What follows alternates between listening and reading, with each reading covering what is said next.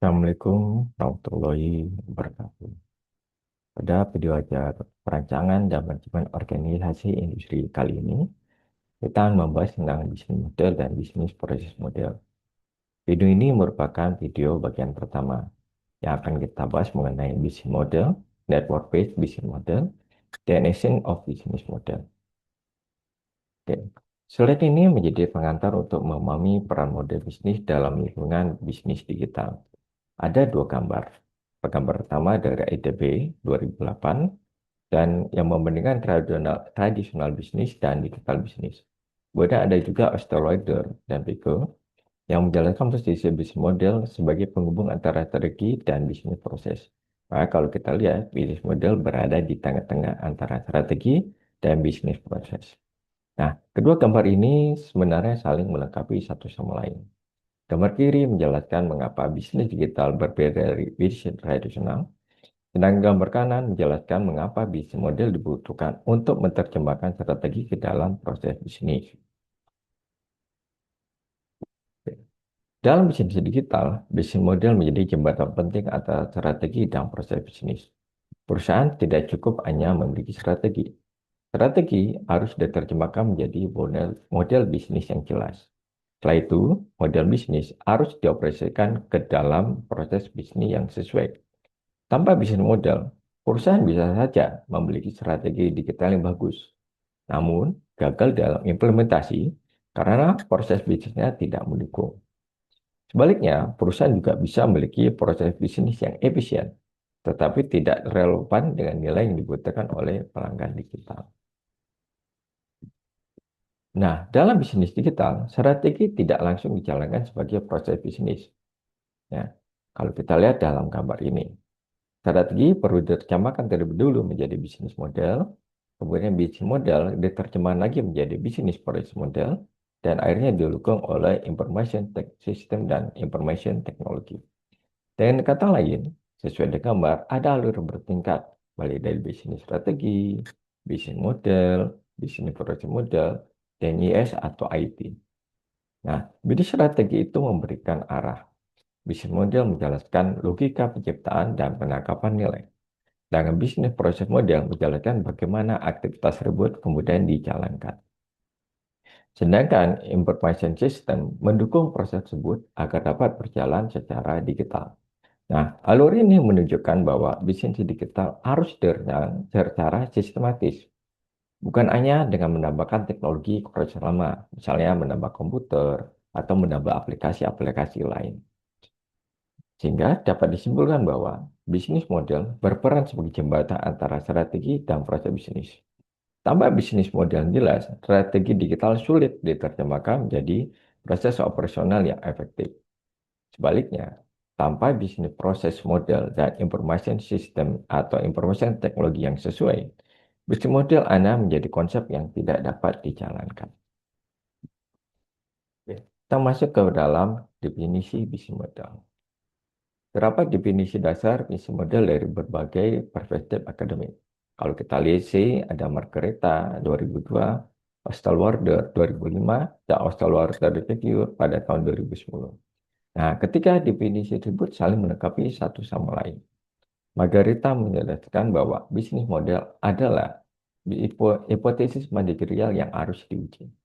Sedang Osterwalder menekankan bisnis model adalah alat konseptual untuk merepresentasikan logika bisnis. Maka di sini ada kalimat yang kita tebalkan konseptual tool. Sedangkan Osterwalder kemudian merangkum bisnis model sebagai rasionalitas bagaimana organisasi menciptakan, ya, create, menyampaikan, deliver, dan menangkap nilai, capture value.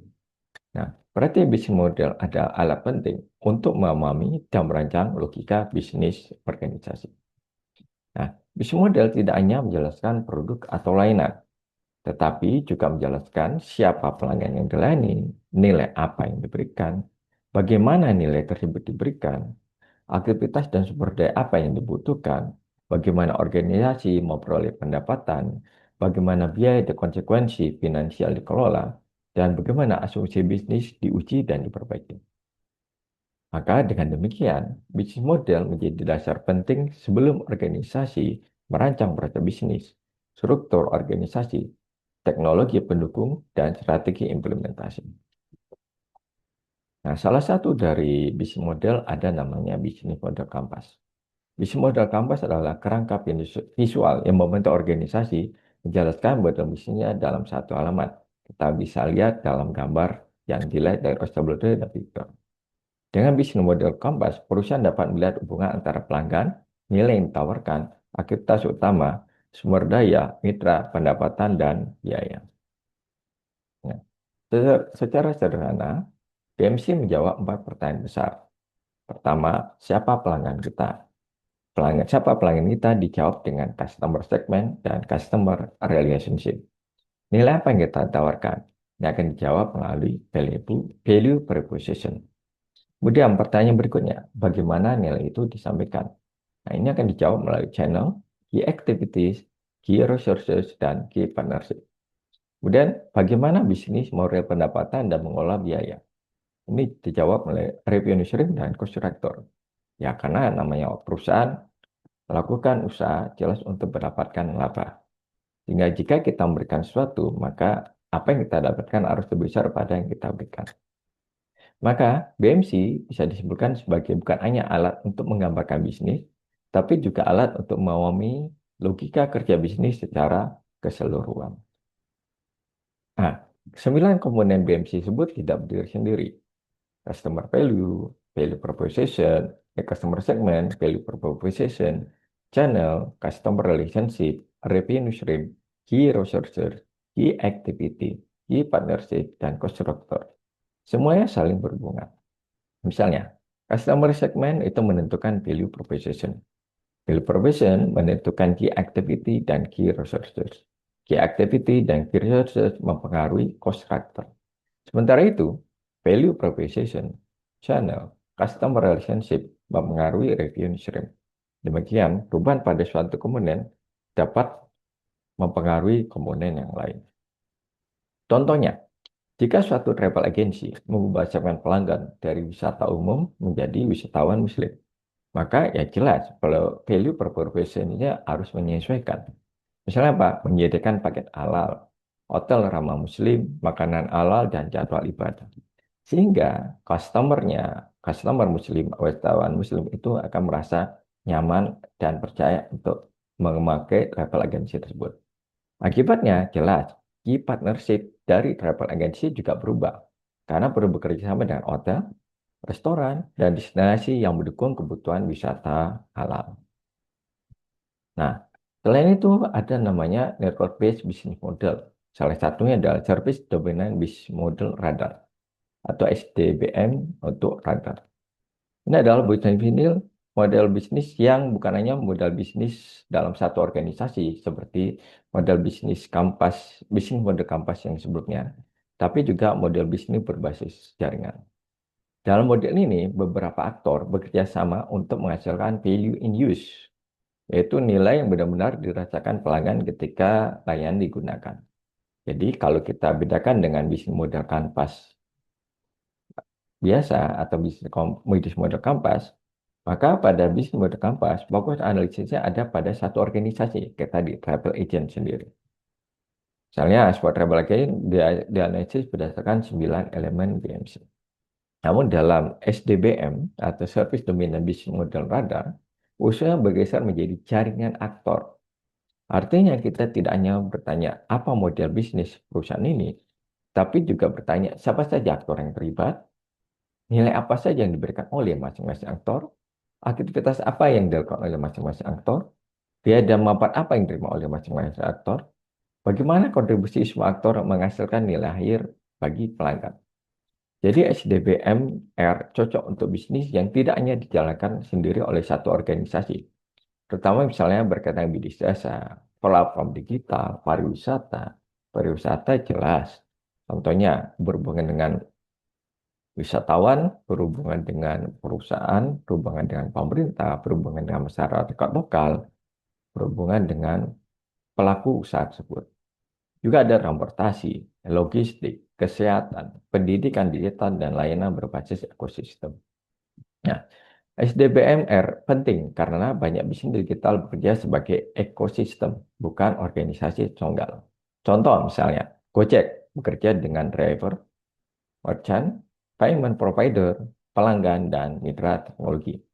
Marketplace bekerja dengan penjual, pembeli, logistik, payment provider, dan penyedia iklan.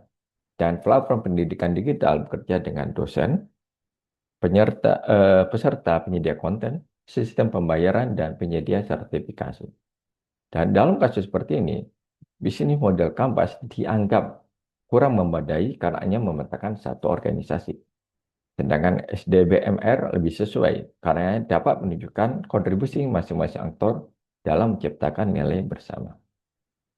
Selain itu, network-based business model ada dalam bentuk collaboration business model metric atau CBMX. Nah, CBMX digunakan untuk memetakan model bisnis kolaboratif dalam bentuk metrik. Kalau kita lihat, kita pakai dalam kasus ini adalah flexible share transport via e-bike and e-scooter in urban area atau layanan transportasi bersama yang fleksibel menggunakan sepeda listrik dan skuter listrik di area perkotaan. Nah, CBMX memetakan beberapa aktor sekaligus. Oke, dalam contoh ini, aktor terlibat adalah traveler sebagai pelanggan atau pengguna layanan, Go Sharing Service sebagai pengelola platform, municipality sebagai pemerintah kota atau otoritas publik, maintenance provider sebagai penyedia perawatan kendaraan, e-vehicle producer sebagai perusahaan kendaraan listrik. Jadi, slide ini, gambar ini menunjukkan bahwa layanan e-bike dan e-scooter bukan hanya bisnis milik platform saja, tetapi merupakan hasil kolaborasi antara pelanggan, platform, pemerintah kota, penyedia perawatan, dan perusahaan kendaraan. Nah, kalau kita lihat bagian paling atas metrik menunjukkan network value proposition. Itu nilai utama yang ingin dihasilkan oleh seluruh jaringan dari masing-masing tadi aktor itu. Nah, pada contoh ini, nilai jaringan adalah flexible share transport via e-bike and e-scooter in urban area. Maknanya adalah seluruh aktor bekerja bersama-sama untuk menyediakan layanan transportasi perkotaan yang fleksibel, mudah digunakan, ramah lingkungan, dan berbasis kendaraan listrik. Jelas, nilai ini tidak mungkin diwujudkan oleh satu aktor saja. Platform membutuhkan kendaraan dari perusahaan, izin dari pemerintah kota, layanan perawatan dan dari maintenance provider, dan partisipasi aktif dari pengguna. Kita turun kemudian, baris berikutnya menunjukkan tipe aktor dan aktor. Tipe aktor menjelaskan jenis peran aktor dalam jaringan, misalnya customer, ya, orkestrator, supporter, aktor, atau partner. Sedangkan aktor menunjukkan nama atau jenis pihak menjalankan peran tersebut. Contohnya, traveler berperan sebagai customer, pengelola pelabuhan berperan sebagai orkestrator, pemerintah kota berperan sebagai aktor publik atau regulator, maintenance provider berperan sebagai penyedia layanan teknis, dan e-vehicle producer berperan sebagai penyedia kendaraan. Dan bagian ini penting karena dalam bisnis kolaboratif, setiap aktor memiliki posisi, kepentingan, kontribusi, dan risiko yang berbeda. Kalau kita lihat dalam kotak merah ada nama aktor value proposition. Ini menunjukkan nilai spesifik yang diberikan oleh masing-masing aktor kepada jaringan bisnis. Contohnya, traveler memberikan user profile, service, use idea data, dan review. Artinya, pelanggan tidak hanya menerima layanan, tapi juga memberikan data penggunaan, profil pengguna, dan ulasan. Ya. Kemudian, pengelola platform memberikan efektif platform manajemen. Artinya, platform bertanggung jawab mengolah sistem pemesanan, aplikasi, pembayaran, operasional layanan, dan koordinasi jaringan. Pemerintah kota memberikan legal dan financial feasibility. Artinya, pemerintah kota mendukung kelihatan legal dan finansial, misalnya melalui regulasi, izin operasi, dan subsidi. Ini penting. Ya. Dengan adanya ini berarti ada jaminan bahwa usaha yang dilakukan dapat berjalan secara terus-menerus dan tidak melanggar peraturan yang ada. Kemudian ada maintenance provider, memberikan vehicle ability down knowledgeability.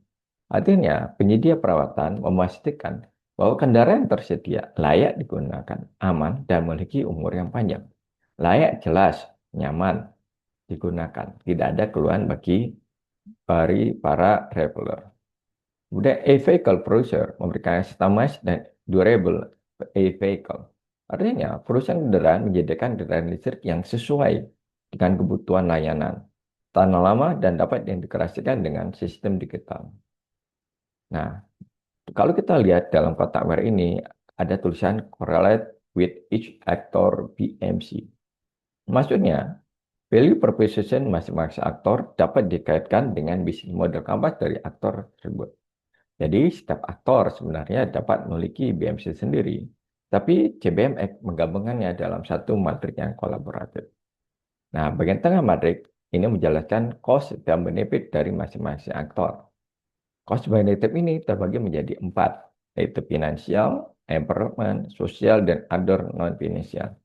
Ini sangat penting karena kolaborasi hanya akan berjalan jika setiap aktor memperoleh manfaat yang memadai dan biaya yang ditanggung masih dapat diterima. Oke. Pertama, finansial. Setiap aktor memiliki biaya dan manfaat berbeda. Traveler, pelanggan jelas membayar service fee, penggunaan, biaya penggunaan. Pengelola platform menanggung biaya operasi, asuransi, dan maintenance fee. Tapi dia akan memperoleh service fee dan subsidi. Pemerintah kota itu jelas menanggung subsidi, tapi akan memperoleh manfaat publik. Kemudian maintenance provider menanggung biaya operasi, tetapi yang memperoleh maintenance fee. Vehicle producer menanggung biaya produksi atau operasi, tapi memperoleh peningkatan penjualan. Nah, hal ini menunjukkan bahwa dalam bisnis jaringan, pendapatan biaya tersebar di beberapa aktor, bukan hanya pada satu perusahaan. Kemudian manfaat berikutnya, ya, cost dan benefit berikutnya adalah berkaitan dengan environment. Ya, manfaat yang terlihat kita bisa lihat decrease emission and congestion. Artinya, penggunaan e-bike dan skuter berpotensi mengurangi emisi dan kemacetan kota. Ini kita lihat pada pemerintah kota. Ya, manfaat ini relevan bagi pemerintah kota dan masyarakat umum. Walaupun tidak selalu menjadi pendapatan langsung, manfaat lingkungan dapat menjadi alasan penting bagi pemerintah untuk mendukung layanan tersebut. Masyarakat juga akan menjadi mendukung pemerintah sehingga dia merasa bahwa pajak yang dia bayarkan itu dimanfaatkan oleh atau dirasakan oleh masyarakat secara langsung. Kemudian untuk sosial, nah, traveler memperoleh manfaat seperti convenience, flexibility, dan wellness.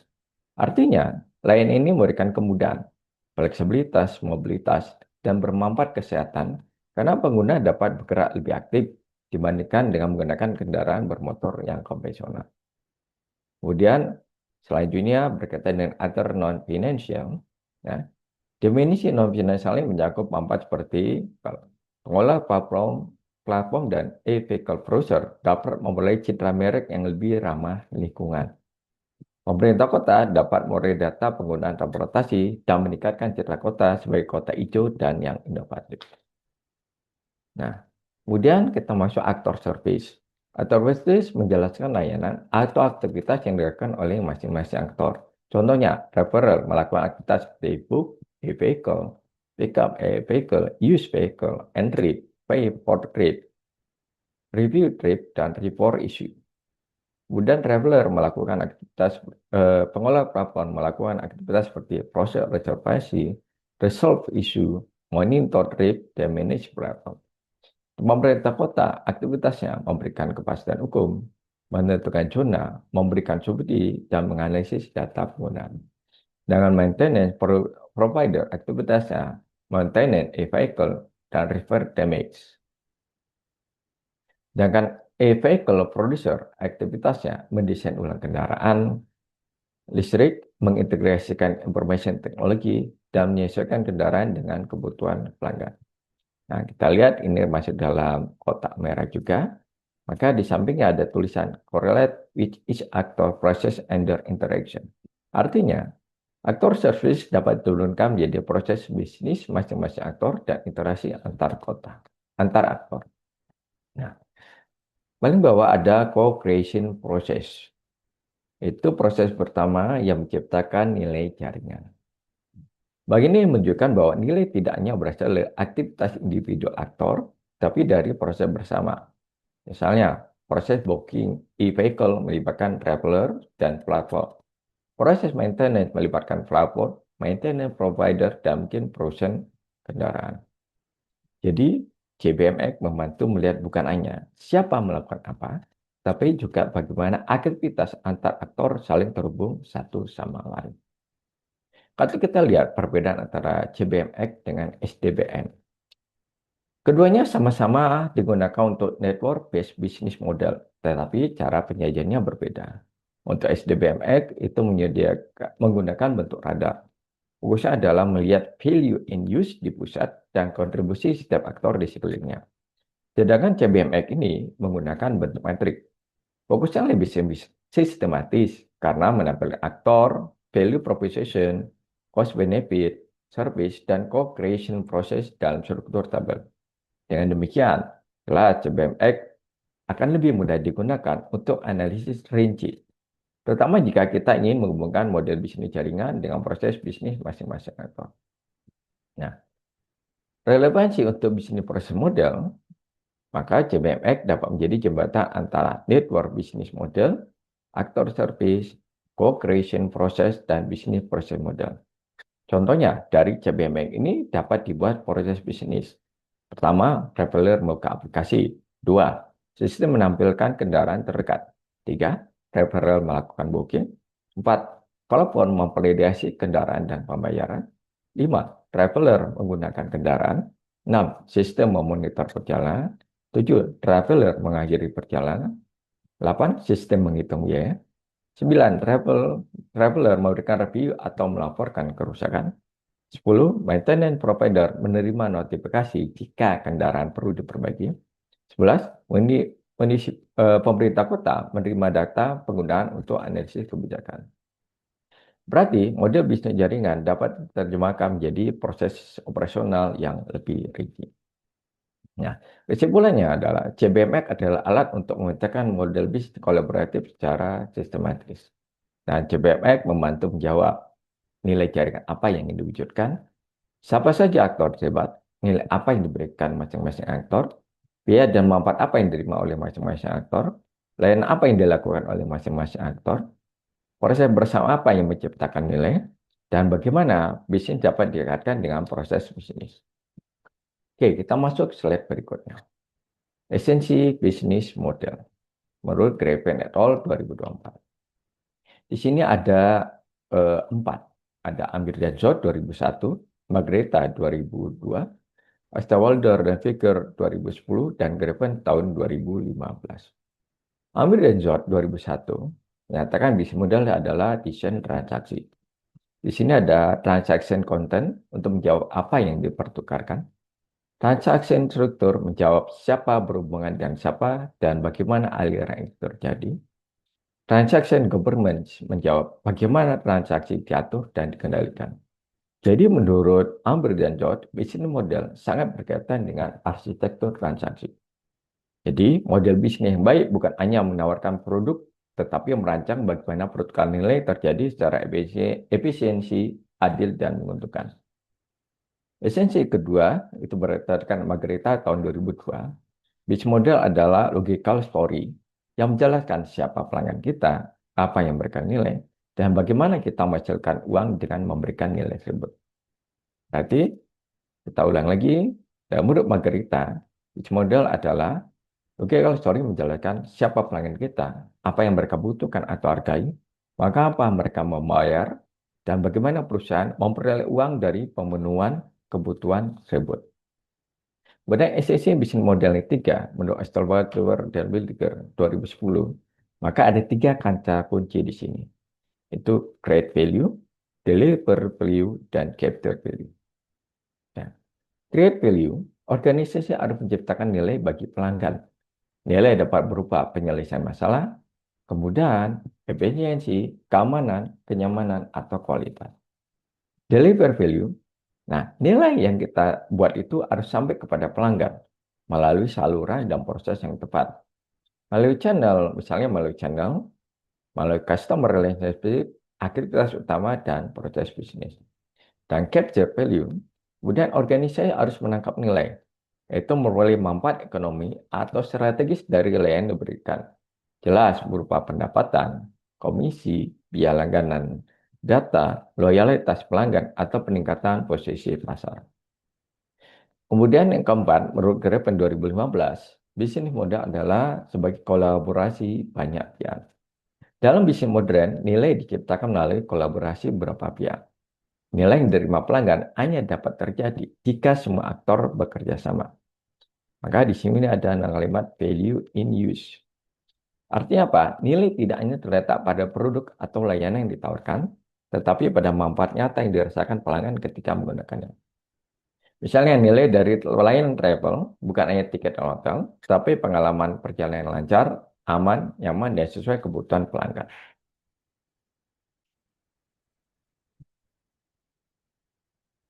Kemudian selain berikutnya kita berkaitan dengan challenge, operational strategi. Nah, ideal kalimat di atas ada good business strategy is one dan can be effective implement. Artinya apa?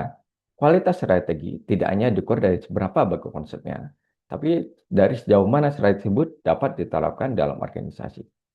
Nah, strategi harus diterapkan menjadi model bisnis, komposisi layanan, layanan bisnis, dan proses operasional. Disinilah muncul tantangan operationalizing strategi. Kalau kita melihat gambar base atau egg framework dari Craven pada tahun 2018, maka framework ini membagi transformasi strategi menjadi beberapa lapisan. Nah, di dalam piramida terdapat 4 elemen utama: strategi, business model, service composition, dan business service. Dan keempat elemen ini menunjukkan alur dari level strategis ke level operasional. Strategi berada di puncak karena sifatnya paling abstrak. Business service berada di bawah karena sifatnya paling operasional. Oke, kita masuk the what. Kalau kita lihat ada the what, business local engineering. Bagian kotak hijau, the what, business local engineering. Bagian ini mencakup uh, service dan business strategi dan business model. Atau di sini ada tulisnya SD.